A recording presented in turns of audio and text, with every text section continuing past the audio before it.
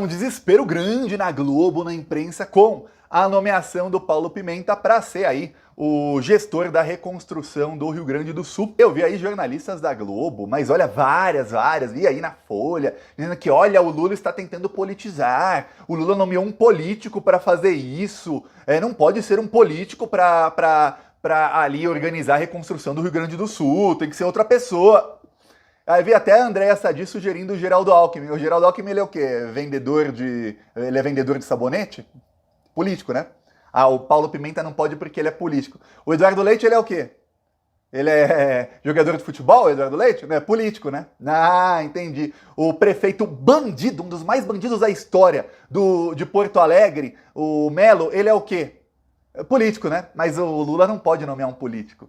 Ah, o Eduardo Leite, para tentar aí ganhar fama, para tentar se alçar aí a candidato ao Senado ou até a presidência em 2026, ele pode fazer politicagem e tudo mais, pode inclusive atrapalhar as doações. Repito aqui, tô pasmo que a Polícia Federal não está investigando, tô pasmo até com o passapanismo da esquerda quanto a isso, que a pior das fake news, a que mais atrapalhou o Rio Grande do Sul, foi disseminada não pelo Nicolas, nem pelo Eduardo Bolsonaro, nem pelo Paulo Marçal, nem pelo Whindersson ou qualquer um, foi disseminada pelo Eduardo Leite, pelo governador, quando ele reclamou das doações. E aí, a imprensa não cita. Claro que as fake news dos bolsonaristas também atrapalharam muito e têm que ser investigadas, eles têm que acabar enjaulados por isso. Mas a pior de todas, a que mais atrapalhou foi a do próprio governador. Nada. Pois bem, o Eduardo Leite agora ele anunciou que ele também vai ter aí um secretário que vai ser o gestor da reconstrução. Eu fiquei até meio pasmo aí. Aí deu entrevista na Globo. Todas as entrevistas dele na Globo são assim, os jornalistas alisando ele, alisando, nossa. Só falta os jornalistas e as jornalistas, eles todos assim, passarem creminho na mão para alisar mais o Eduardo Leite, assim, passar um óleo nele, uma coisa assim. Claro que é a distância, eu tô falando, a entrevista que ele deu foi por videoconferência, eu tô falando de maneira figurada, né? Não literal, mas é isso, alisando ele, olha, parece até que a pergunta foi combinada 100 vezes com a assessoria dele antes da entrevista. E aí ele disse que ele que é governador, ele é o governador, ele é literalmente o responsável aí no estado, na esfera estadual, pela reconstrução do estado que ele destruiu.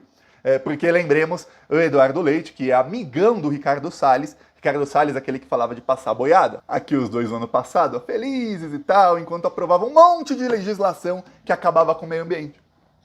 Aí dá uma tragédia, ele finge que não é com ele e a Globo finge que não é com ele, né? São os fascistas de estimação da Rede Globo. Tarcísio, Eduardo Leite, tem Ezema, tem mais um ou outro ali, que são os fascistas que a Globo acha que é o bolsonarismo moderado. O Leite ainda mais, porque como ele saiu do bolsonarismo já em 2019, aí ele nem é chamado de bolsonarismo, ele é chamado só de a direita normal, a direita do bem, tal, você vê. Mas é fascista, um pé e meio no bolsonarismo. E aí, o Eduardo Leite, ele, o principal aí responsável pela tragédia, nomeou também alguém para reconstruir. Parecia uma piada.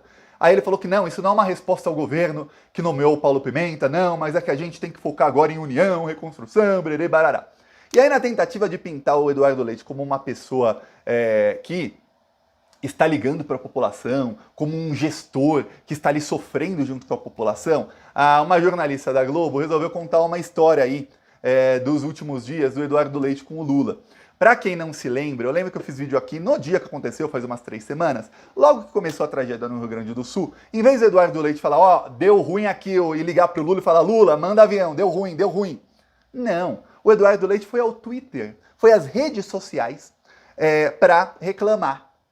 30 de abril, presidente Lula, por favor, envie imediatamente todo o apoio aéreo para o Rio Grande do Sul. Precisamos resgatar já centenas de pessoas em dezenas de municípios que estão em situação de emergência.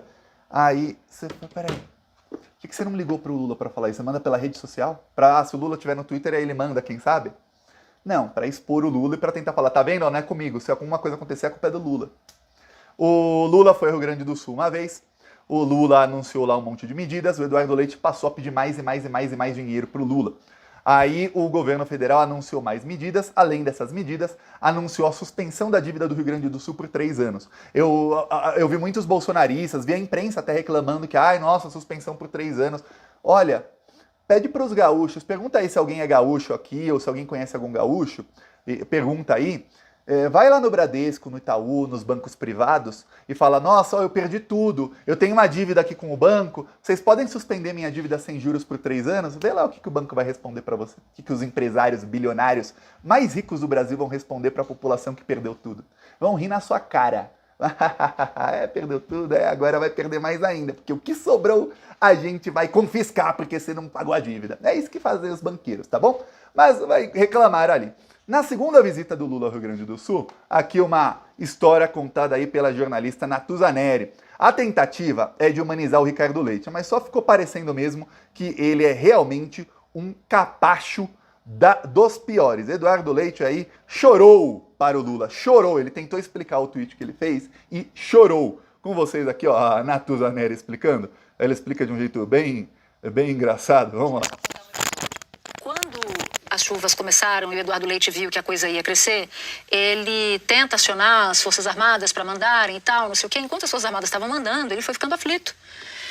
E não tinha resposta, telefonou para o Lula e o Lula estava num compromisso, estava numa agenda. E aí ele vai e posta na rede social que o governo tinha que mandar aviões para lá. O governo achou aquela prosa esquisita, porque, puxa, por que ele não procurou a gente com mais afinco e tal, não sei o quê, enfim. Ficou um dissabor ali entre o governo do estado e o governo federal.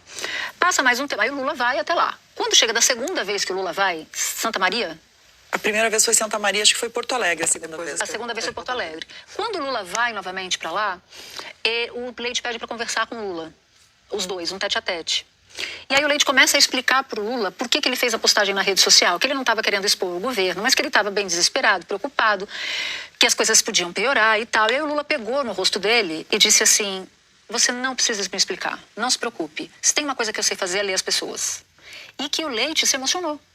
E ficou com os olhos cheios de lágrimas. Eu acho que ele estava tão à flor da pele ali, de tudo que ele estava vendo no estado, e que depois dessa conversa, ele e o Lula entraram numa super harmonia. Então isso me chamou a atenção. Por falar em Eduardo Leite, eu queria só contar um episódio.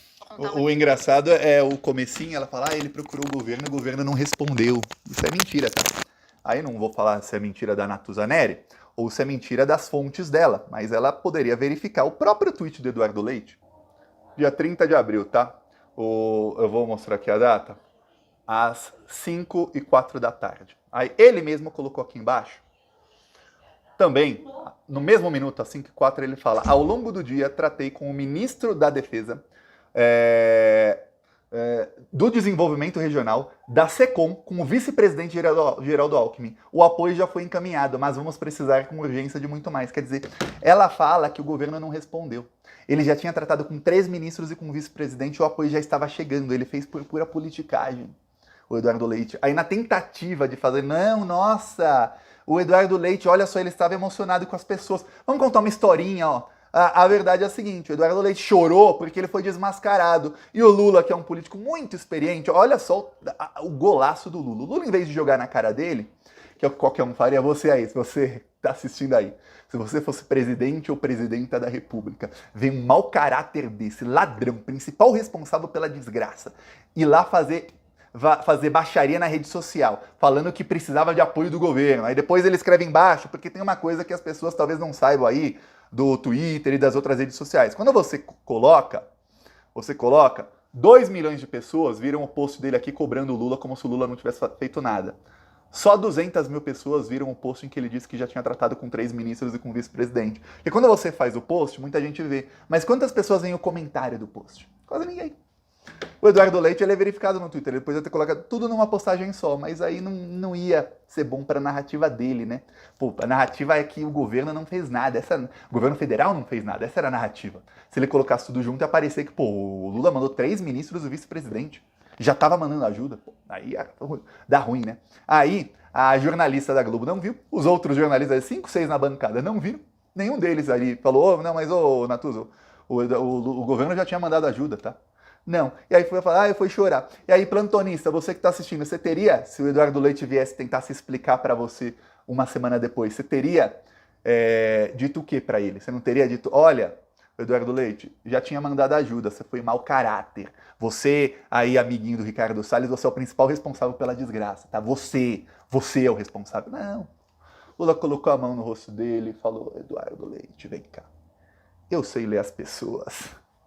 Não precisa explicar nada. Aí ele chorou diante da grandeza do Lula, a pequenez do governador diante da grandeza do Lula. E aí, não é só o governador que é pequeno, não. Tem muitos jornalistas aí que estão tentando, de todas as maneiras, serrar o governo federal. Vou te dar aqui um exemplo que você vai ficar pasmo ou pasma. Olha só como é que a Folha noticia quando o Lula anuncia mais coisas para o Rio Grande do Sul. Lula anuncia em tom de comício. Lula anuncia medidas a famílias do Rio Grande do Sul em evento com tom de comício em meio à tragédia. O Lula foi lá nos abrigos, visitou as pessoas, falou com as pessoas. Aí pra Folha isso é tom de comício. Todo mundo triste, ninguém tava feliz nem sorrindo, mas pra Folha é tom de comício. O Lula aí já vira comício. O Eduardo Leite fazer post na rede social, achincalhar, tudo mais, aí não tem problema algum, pô, ele é um estadista. O Eduardo Leite, ele é a direita do bem. Mas o Lula, não, o Lula fez qualquer coisa, é tom de comício. A outra aqui, ó, líderes do PSDB, etc., e do MDB não gostaram da indicação do Paulo Pimenta, porque ele tem um tom muito ideológico. O prefeito de Farroupilha lá, Bolsonaro, não era ideológico, né? O Eduardo Leite não é ideológico, né? Aí a Globo voltou, ala do PT vê erro em escolha do Pimenta. Eu não sei que ala do PT, eu realmente não sei que ala do PT é essa. O PT tem 3 milhões de filiados, então quando eles querem criticar alguma coisa que faz o Lula, pô, vamos falar com umas 20 pessoas de alas diferentes do PT para ver se alguém critica. Pô, não conseguiu? Pega aquela ala do PT, que é liderada pelo Quaquá, que é uma ala que adora o bolsonarismo. Talvez eles falem alguma coisa diferente das outras. Se não falar, pô, vamos pegar qualquer um dos 3 milhões de filiados do PT, e aí vira uma ala do PT, que critica o Paulo Pimenta aí para falar que, nossa, nem o PT gostou da indicação. Eu peço a sua inscrição no canal, seguiremos aqui na luta.